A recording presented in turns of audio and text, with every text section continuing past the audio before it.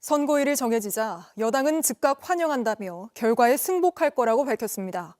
당내에선 윤 대통령 복귀를 확신한다는 목소리가 큽니다. 김필중 기자입니다.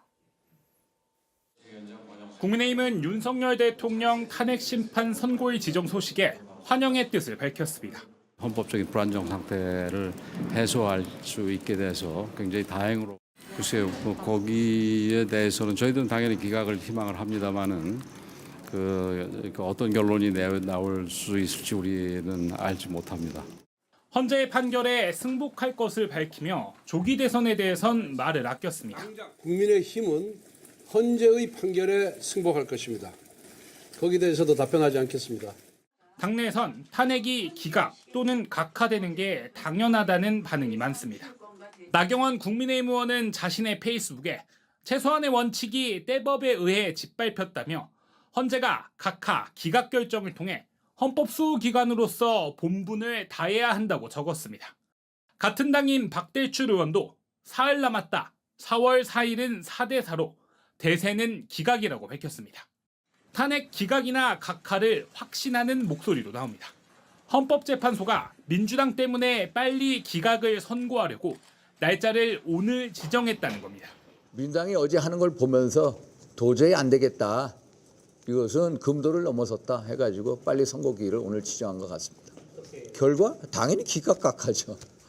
윤석열 대통령 측 대리인단 중 한 명인 석동현 변호사는 탄핵 심판이 기각돼 윤 대통령이 즉시 직무 복귀하게 될 것이라고 자신했고 대통령실은 기존 입장과 마찬가지로 차분하게 헌재의 결정을 기다린다고 밝혔습니다.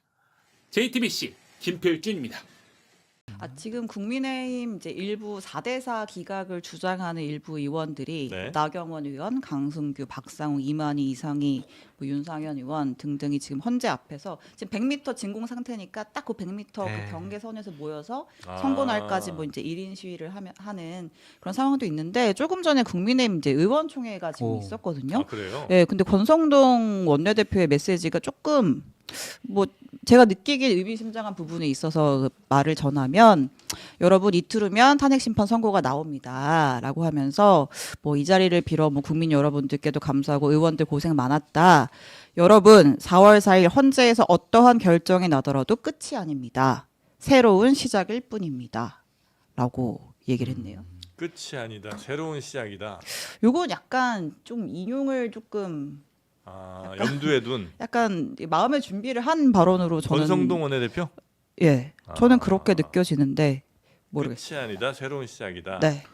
저는 권성동 원내대표가 상당히 좀 중진 의원 책임 있는 여당의 원내대표로서 적절한 메시지를 냈다. 뭐 욕도 많이 먹었잖아요. 많이 먹었죠. 예, 예. 뭐 지지층 대변하는 거 아니야, 윤석열 대통령 옹호하는 거 아니야 그랬는데 어쨌든 교묘하게 극단적인 지지층과 또 합리적인 지지층 사이에서 줄타기를 하시면서 국민의힘을 어느 정도는 좀 관리를 잘 하신 것이 아니냐 그런 생각이 그래요? 들고 며칠 전부터 승복해야 된다라는 메시지를 강하게 계속 내고 계시더라고요. 그래서 이제 이러한 지도자적인 모습을 보인 것에 대해서는 박수를 쳐주고 싶다 그런 생각이 듭니다. 근데 이건 끝이 아니고 새로운 시작이다. 대선을 우리가 준비하자. 그러니까 그런 메시지는 그렇죠. 양다리 걸친 대선 메시지 준비하죠. 아니에요? 그러니까 예를 들어 대통령이 얘기했잖아요. 선을 지켜 중간에 이렇게 선을 줄타기 한다고. 대통령이 돌아오면 거봐 이제 끝이 아니라 다시 이제 저 윤석열 대통령 2기 시작이라니까 이런 걸로 이제 윤석열 대통령한테 이쁨 받고 만약에 인용되면 거봐 이거 이 대통령 끝났다 끝난 게 아니 국민의힘은 계속 가야지 이렇게 그러니까 잠깐만 정의장 의원님 네. 그 단어를 뽑아내기 위해서 네. 정말 참모들이나 권성동 원내대표는 고뇌가 깊었을까요? 엄청나게 회의를 통해 가지고 야 이 단어 쓸까 저 단어 쓸까 엄청나게 회의했을 거예요. 그거 인정해 주세요. 아니 그러니까 그 회의를 도대체 무슨 목적으로 했냐는 거예요. 그 회의에 본인의 회의를 정치적인 생명력을 유지하기 위해서 하는 거죠. 그럼 나는 그걸 그렇게 좋게 보기가 어렵다는 거예요. 왜? 정말 그 고뇌를 많이 해갖고 네. 고민 많이 해서 낸 게 당의 어떤 화합 혹은 뭐 여야 뭐 진보 이런 거에 이제 어떤 통합을 위한 메시지를 하기 위해서 그 고뇌를 했다면 오케이. 근데 그게 아니라 내가 잘 되기 위한 그 고뇌의 시간이 그렇게 길었고 많은 노력을 했다는 거는 그렇게 아름답게 보이진 않는다. 근데 만약에 지금 권성동 원내대표가 뭐 쫓겨난다든지 네. 원내대표직에서 내려온다든지 그러면은 국민의힘 더 혼란스러워질 거예요. 그런가요? 그래서 본인의 정치적인 생명력을 유지하는 게 국민의힘이 더 이상 분열 갈등을 최소화시킬 수 있다. 네. 그렇게 생각할 수밖에 없고 솔직히 권성동 원내대표 지금 빠져봐요. 엉망이에요? 나경원 전 원내대표가 다시 원내대표 되고 김기현 당대표가 다시 비대위원장 되고 막 이런 경우가 될 수 윤상현. 있어요. 윤상현 의원이 뭐 다시 원내대표 되고 네. 안 되잖아요. 그럼 그러니까 이따가 사실 여쭤보려고 했는데 조기 대선 국면에서 이 권성동 권영세 지도부는 네.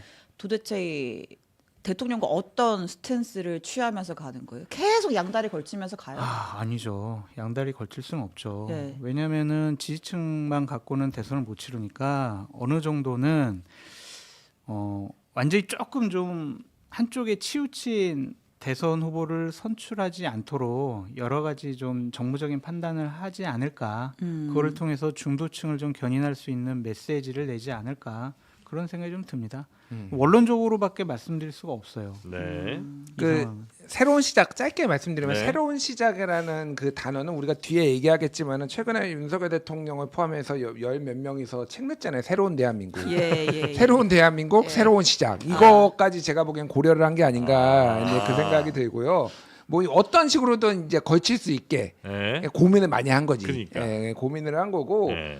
어떤 결과가 인용이 됐든 기각이 됐든 어떤 결과가 나와도 이분들의 현 지위 권영세, 권성동 두 분은 안전하지 못할 겁니다. 일단은 윤석열 대통령이 복귀를 하면은 제일 먼저 할 게 뭔 것 같아요?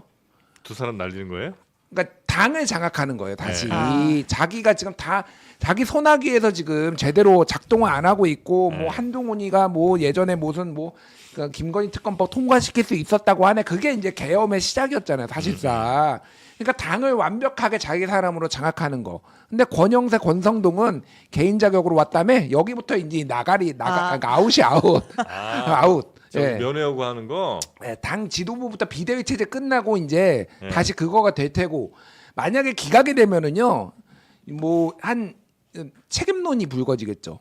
권영세, 권성동 뭐 했냐 도대체 이게 기각이 되고 본인들이 지금까지 약 팔아놓고 지금 이거 제대로 뭐 했냐라고 해서 물론 저는 유지될 가능성이 더 높지만은 이 리더십 자체가 굉장히 흔들릴 거예요. 그러니까 어떤 식으로든 이건 타격이 불가피한 탄핵이 그런 인용이 되든 예. 기각이 되든 예.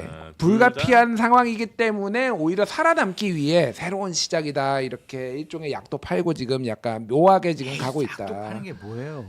그런 이제 원론적이고 아름다운 단어를 썼다. 그렇게 좀 좋게 봐줘요. 알겠습니다. 얼마나 힘드시겠어요. 근데 만약에 진짜 기각이 돼가지고 대통령직 복귀하면은 네. 제가 봤을 때는 비대위원장 다시 바꾸고 네. 김기현 네. 원내대표 해봤던 사람 해봐라. 나경원 시키고 윤상현 사무총장 시키고 일단 비대위원으로 전한길, 김계리 이런 분들 다 집어넣는 거죠. 아니 뭐.